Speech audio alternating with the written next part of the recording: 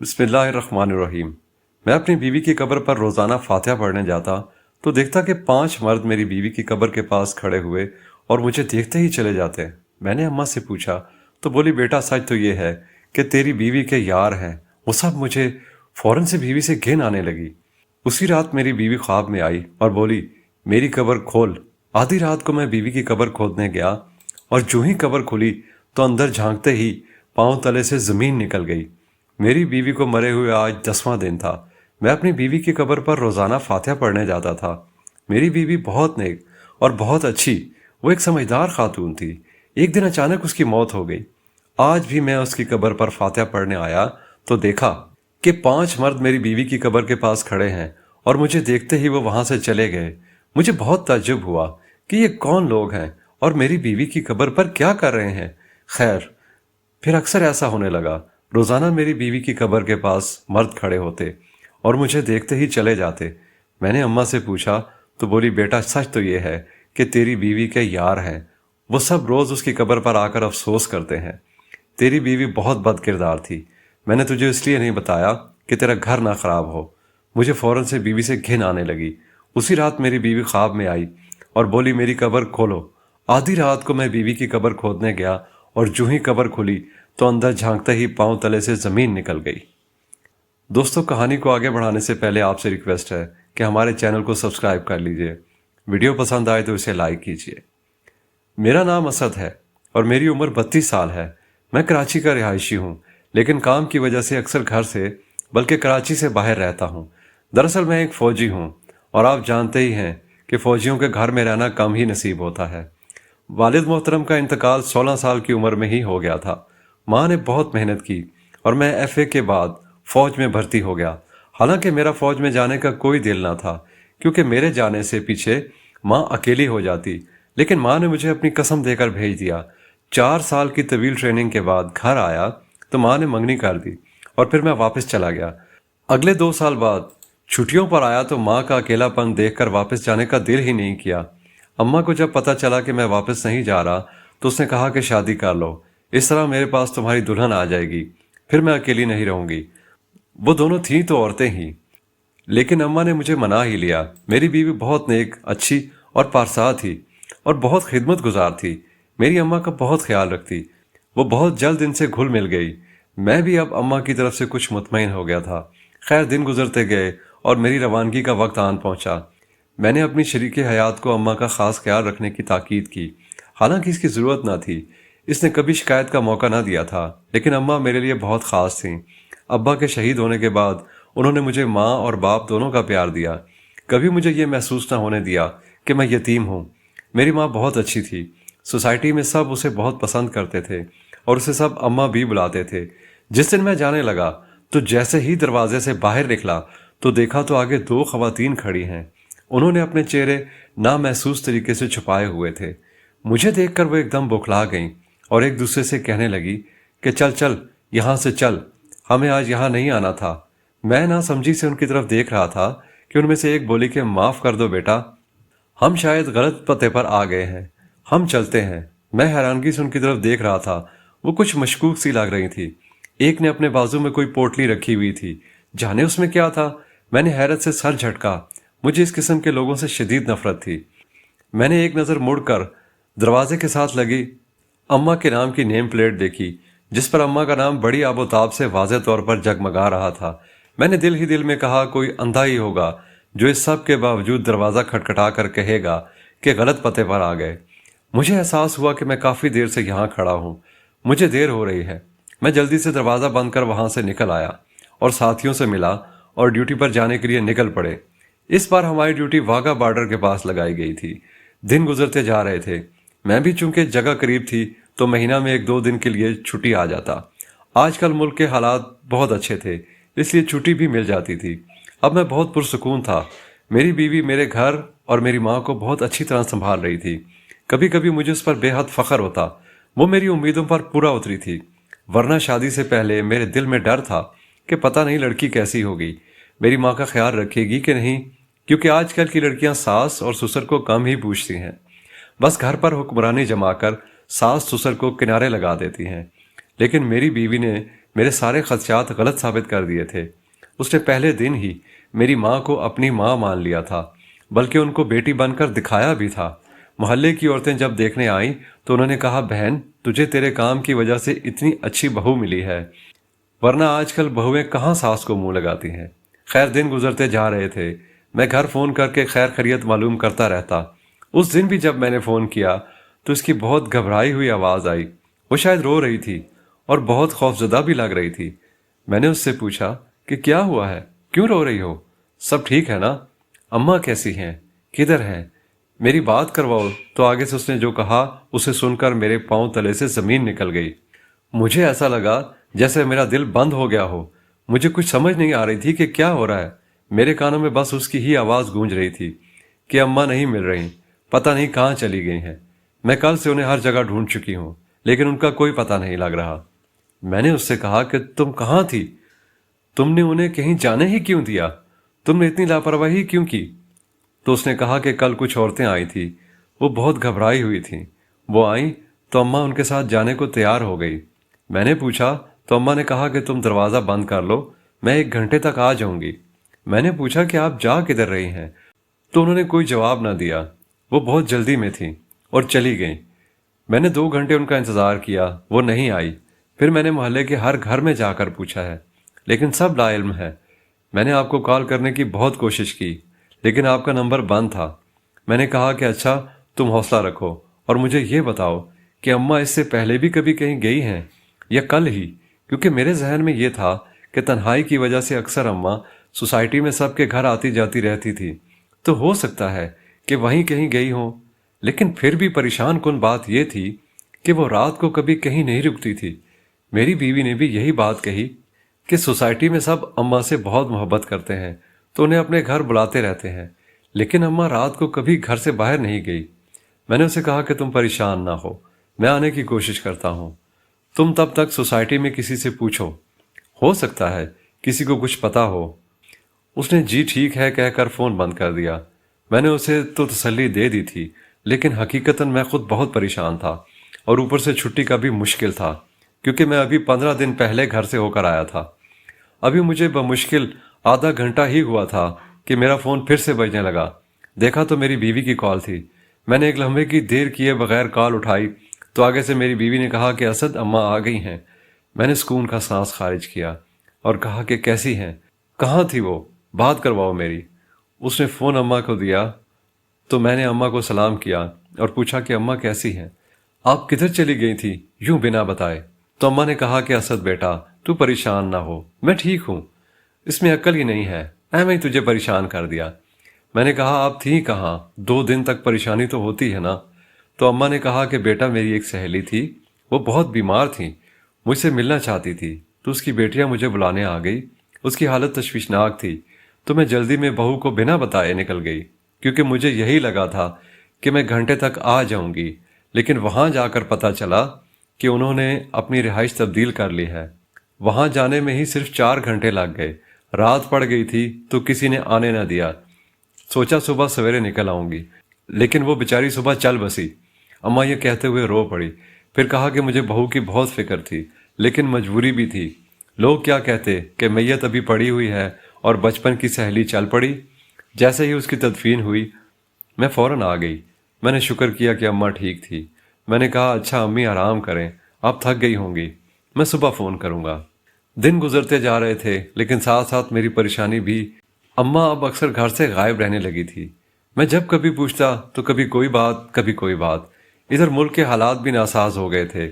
ہماری ڈیوٹی تبدیل کر کے سیاچن میں لگا دی گئی تھی۔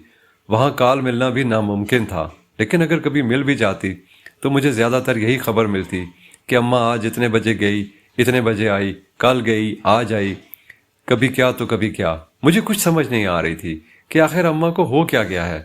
میری بیوی بھی بہت پریشان رہنے لگی تھی۔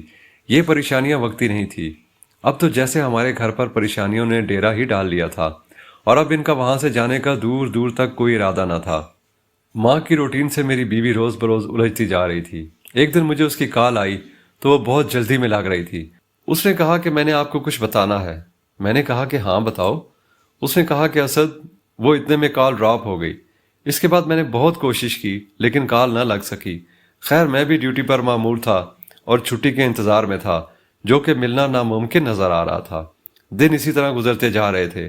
ہمارے گھر میں بھی روزمرہ کی طرح ساس بہو کے جھگڑے شروع ہو چکے تھے، لیکن کوئی بھی بنیادی وجہ نظر نہ آ رہی تھی۔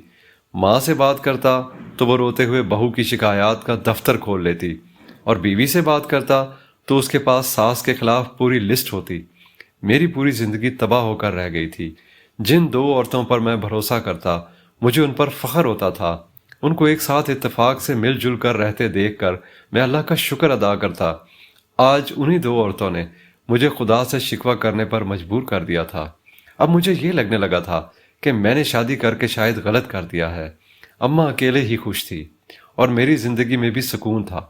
پھر اچانک نظر اپنی وردی پر پڑی اور بے اختیار خدا کا شکر کیا کہ میں گھر نہیں رہتا تھا، ورنہ ان دونوں کے پاس رہ کر پتہ نہیں میں نے روز روز کی چک چک سن کر پاگل ہی ہو جانا تھا۔ دو عورتوں کے درمیان بری طرح پھنس گیا تھا۔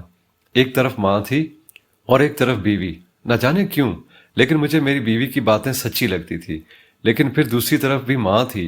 دن گزرتے جا رہے تھے۔ ایک دن مجھے حیرت انگیز طور پر 1 مہینے کی چھٹی دے دی گئی، حالانکہ میں نے کوئی درخواست نہیں دی تھی۔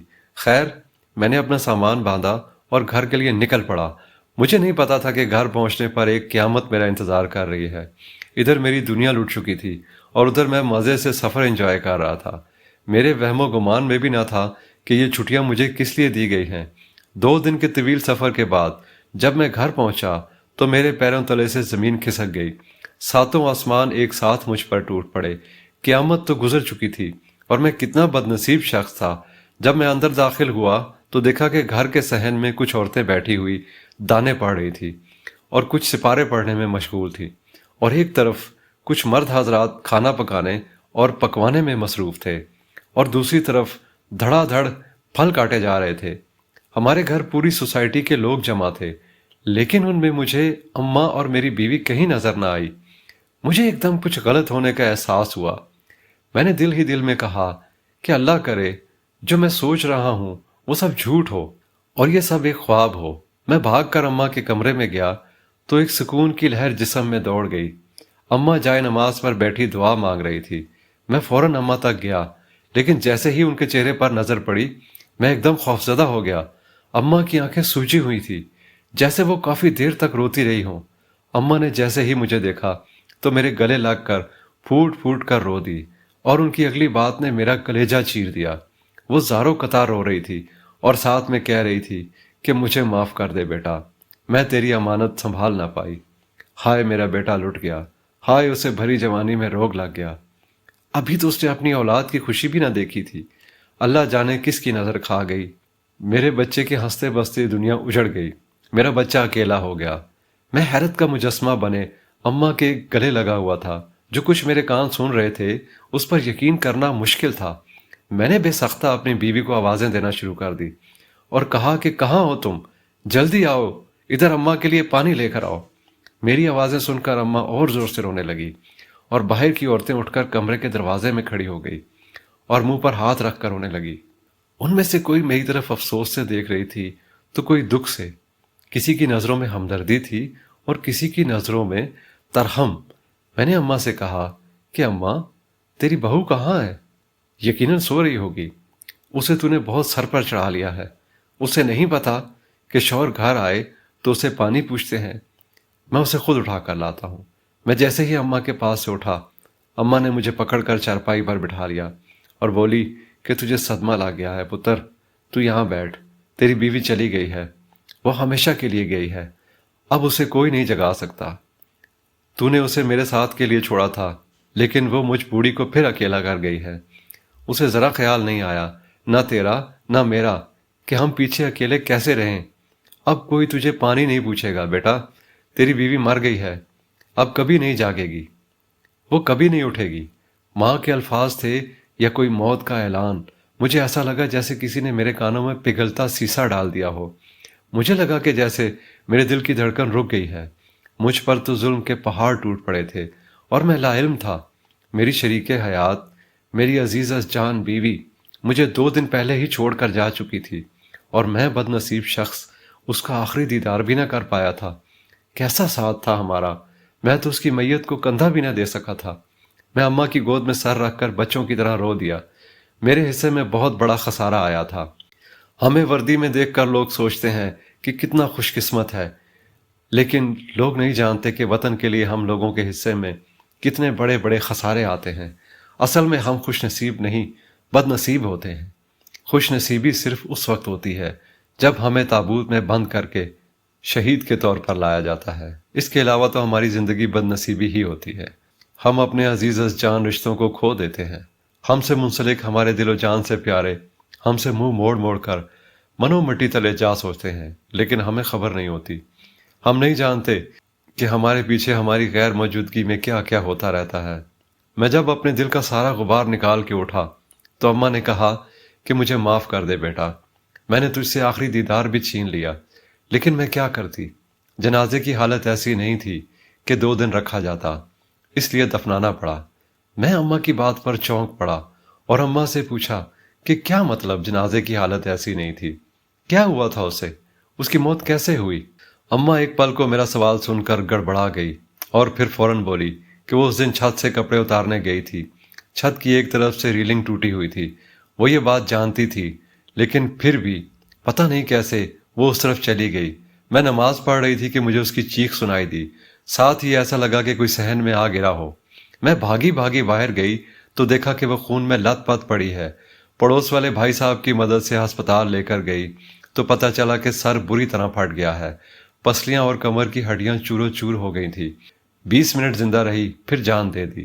یہ کہتے ہوئے اماں ایک بار پھر رو پڑی۔ میں نے ان کو تسلی دی اور کہا کہ میں قبر پر جانا چاہتا ہوں۔ اماں نے ایک پڑوسی کے ساتھ مجھے قبرستان بھیج دیا۔ میری بیوی کی قبر ایک کونے میں بنی ہوئی تھی۔ میں کافی دیر وہاں بیٹھ کر اپنا دل ہلکا کرتا رہا اور پھر اٹھ کر گھر آ گیا۔ آج اس کی تیسرے کی دعا تھی۔ دعا کے بعد رات میں اور اماں بیٹھے ہوئے تھے کہ پڑوس سے خواتین آ گئی اور کہا کہ بیٹا تیری اماں آج تیسرا دن ہے رو رہی ہے، اسے ہارٹ اٹیک بھی ہو چکا ہے، تیری بیوی کی موت پر اسے تھوڑی دیر کے لیے ہمارے ساتھ بھیج، تھوڑی بہل جائے گی۔ اماں کے ہارٹ اٹیک والی بات سن کر میں حیرت زدہ ہو گیا۔ اماں نے مجھ سے یہ بات کیوں چھپائی تھی؟ خیر میں نے اماں کو ان کے ساتھ بھیج دیا اور اٹھ کر کمرے میں آ گیا۔ اماں رات کو 1 بجے واپس آئی، ساتھ وہ خاتون بھی تھی۔ انہوں نے کہا کہ تمہاری ماں کو نیند کی گولی دی تھی تاکہ سو جائیں، کیونکہ وہ کسی طور چپ نہیں ہو رہی تھی۔ ابھی جاگی ہیں تو لے آئی ہوں۔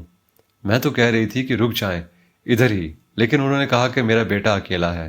مجھے اپنی ماں پر بے ساختہ پیار آیا۔ میری ماں کتنی اچھی تھی، لیکن میں نہیں جانتا تھا کہ اس ماں میں کتنی بھیانک عورت چھپی ہوئی ہے۔ آج میری بیوی کی موت ہوئے 10واں دن تھا۔ میں روزانہ اس کی قبر پر فاتحہ پڑھنے آتا، لیکن وہاں آ کر مجھے جو دیکھنے کو ملتا اس سے مجھے بہت حیرت ہوتی تھی۔ میں بہت زیادہ سوچتا، لیکن مجھے کچھ سمجھ نہ آتی۔ میں جب بھی اس کی قبر پر آتا تو دیکھتا کہ وہاں 5 آدمی کھڑے ہیں۔ مجھے دیکھتے ہی وہ وہاں سے چلے جاتے۔